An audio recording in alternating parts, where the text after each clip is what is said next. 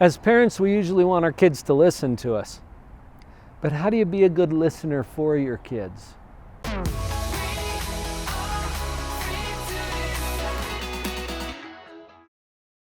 We'll count this down today. The top 10, starting with the most obvious. Number 10, you have 2 ears and 1 mouth. Let's use them in that proportion.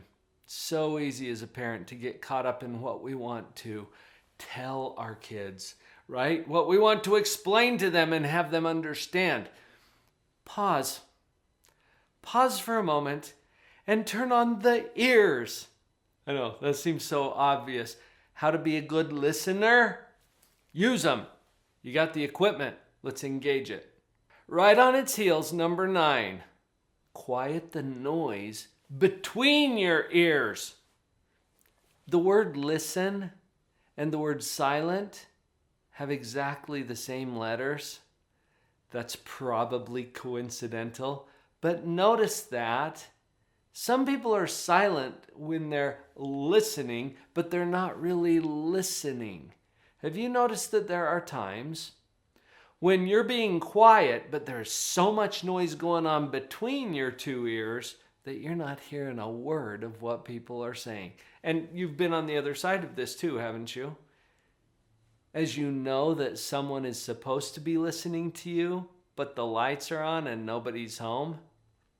Let's quiet the noise between the ears. All of those thoughts that you're having about what you want to say next, or how you're going to rebut what your kid is sharing with you, or how you're going to jump in as soon as you get a moment of silence where you could jump in. Quiet the noise. Connect. Pay attention to what's actually being said. Your goal here is to understand, not to agree. That's part of the noise between the ears. If we think that understanding means agreeing, we're going to resist understanding. Your kids need you to listen. Just be quiet. Quiet the noise between your 2 ears and really connect with what they're saying. Coming in at number 8 on how to be a good listener for your kids. Remember, kids are people too. I know, that's going to surprise some of you to hear that. Connect with the meaning of it. It is so easy to start looking at our kids as a chore or a job or something that we have to take care of, as opposed to realizing and really connecting with this. Kids are people too, and they deserve every ounce of respect that you can give to them. These are the people who are going to be taking care of you when you get old. Keep that in mind somewhere so that you show up as a respectful person who acknowledges the importance of the people who are in your home that we call our kids.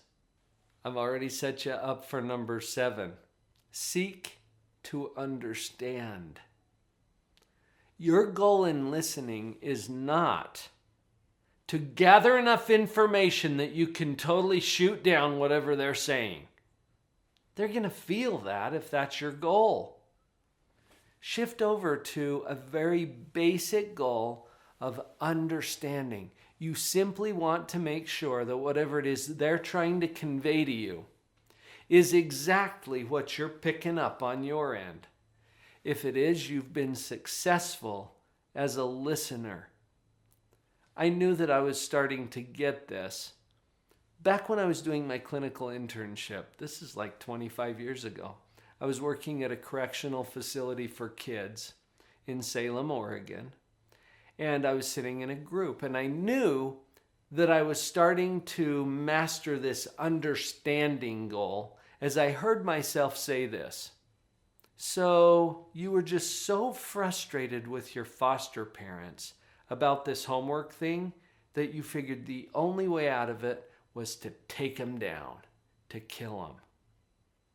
Now, this is a kid who had actually killed his foster parents.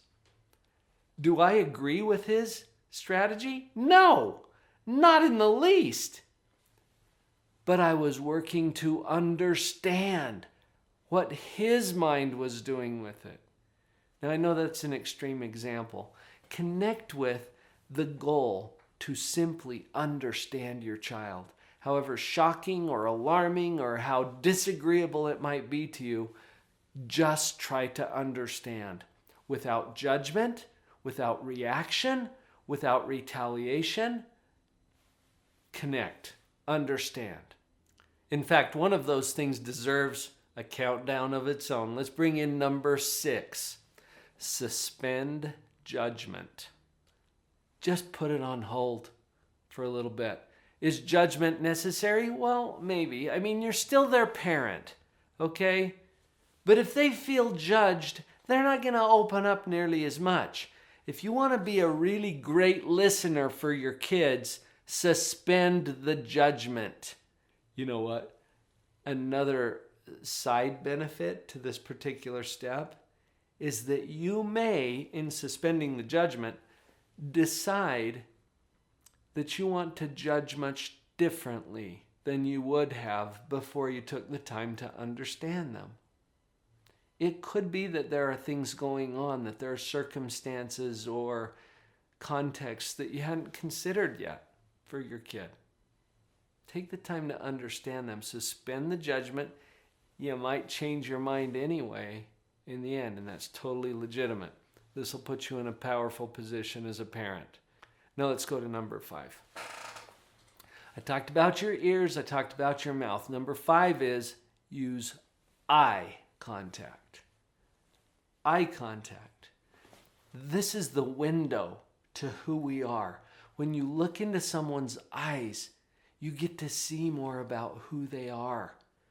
It shows that you care about them, that you're connected with them.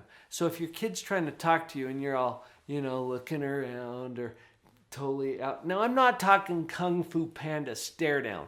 I'm talking a natural, comfortable way of connecting and keeping the lights on, okay, so that they know that you're tracking them, that you're interested, you're not distracted by this or that. Here's one of the worst things you can do. My phone. That's what I was going for, okay? So, how was school today? Yeah, how does that fly with you? You're trying to talk to somebody, they're connected to some screen. No, lose the phone. Lose the phone. Connect. Give them some eye contact here. In fact, that deserves one of its own too, doesn't it? Put down the phone. Lose the screen. We get so distracted with our digital devices. Let's just make that number 4. Put down the phone. I saw a commercial that actually made me laugh a little bit. 2 parents going in for a parent-teacher conference with their child. They're sitting with the teacher. The kid comes in and he's got his phone and he's scrolling through it. Mom and dad both have their phones and they're checking texts and looking around through things. As the teacher is trying to say, well, we've got a problem with Johnny. He's so distracted by his phone. And the mom looks up from her phone and says, what? Totally missed it because she's into the device. Lose the phone. Let's move up to number 3 on our list. Refrain from giving advice. I know, you've got great advice. You are a wise, benevolent, brilliant parent. I get it. And you actually do have some good advice. When I say refrain from giving advice, it's because of what I know about human psychology, and especially adolescent psychology. They've already got it all worked out in their head. They've already got all of the answers, right? They know more than you do about most things, at least from their perspective. Refrain from giving advice, because what happens when you do? When you give advice, it's resisted, right? It's rejected. They don't want to hear this. It's like, quit trying to boss me around or whatever. We're going to refrain from giving the advice. Knowing that we have some, in the interest of becoming a better listener for our child. We want them to come up with brilliant ideas, and you can kind of lead them into your advice in a couple of ways. In fact, I'll just throw you a bone for this one.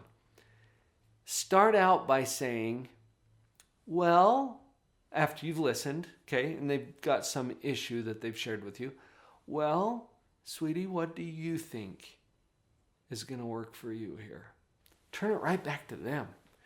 That gives them a chance to use their own agency and their own brilliance and what they've already learned to deal with the situation that they're into.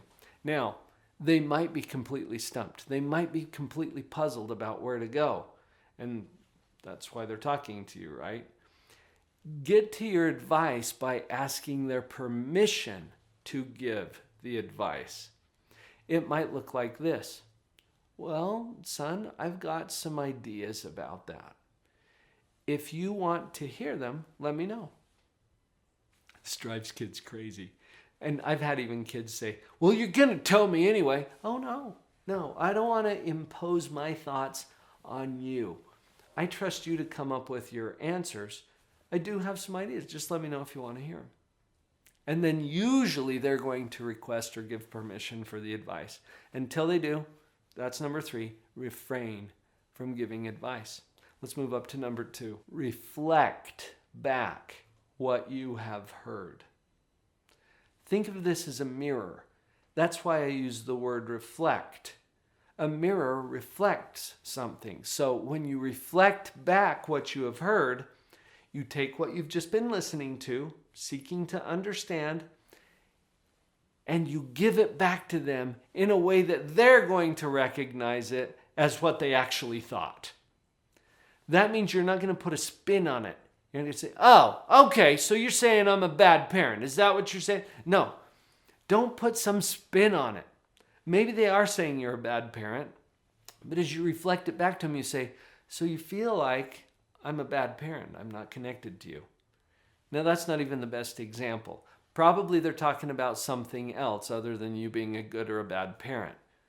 Give it back to them in the way that you understand. So, sweetie, you're telling me that it's been really tough for you to focus on your assignments and actually get them turned back in. Is that what you're saying? And she says, yeah, thanks for listening. Okay, then we know that we're on track. Reflect back to them what you have heard. Let's go to number 1 on our list of how to be a better listener for your child. Convey love and acceptance. Your number 1 job as a parent is to love them no matter what and even if. Convey that. Always establishing your position. I love you no matter what and even if. If you don't know what to say that. I love you. I know you're going to figure this out. I love you. Together we're going to work this out. I love you. I know that you're going to find the resources you need. Convey the love and acceptance. That's what's going to keep the doors of communication open long term and set you up as a really great listener. I am so impressed with you and your commitment to parenting, to conscious, positive parenting. Thank you so much for what you're doing. Let's recruit some other parents to join us here on the channel. Will you share this episode with someone? I saw her standing in the street alone. Her head was down, face locked on.